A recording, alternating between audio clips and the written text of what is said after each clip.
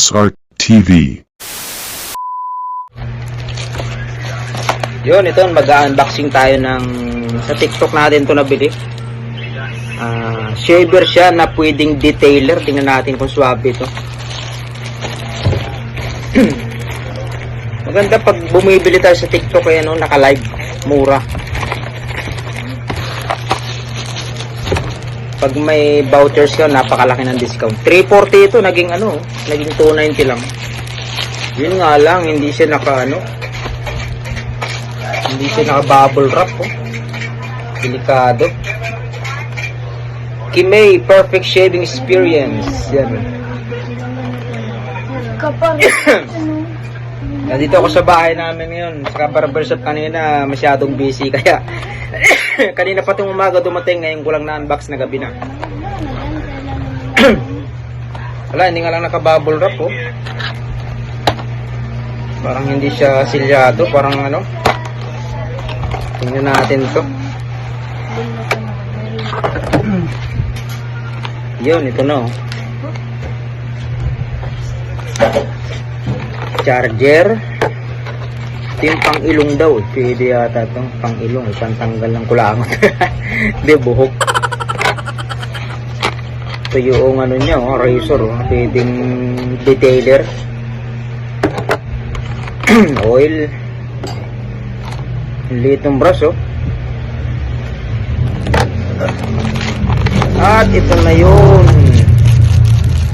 Medyo magaan. Tingnan natin.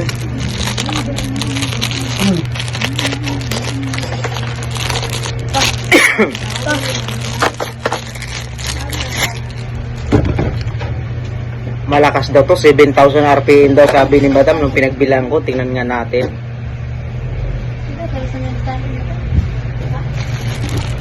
The moment of truth. Oh, malakas na. Malakas. Maingay nga lang siya, oh. Maingay. Ito, pwedeng palitan to, eh. Yun pala. Kala ko nasira na. The moment of truth.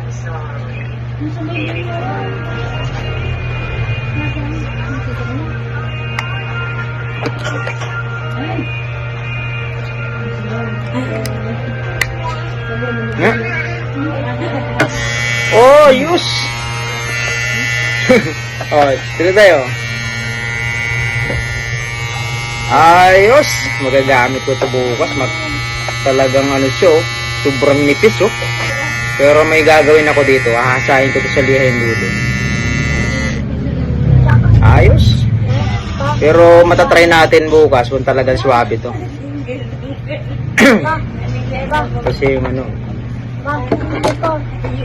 Okay. Thank you.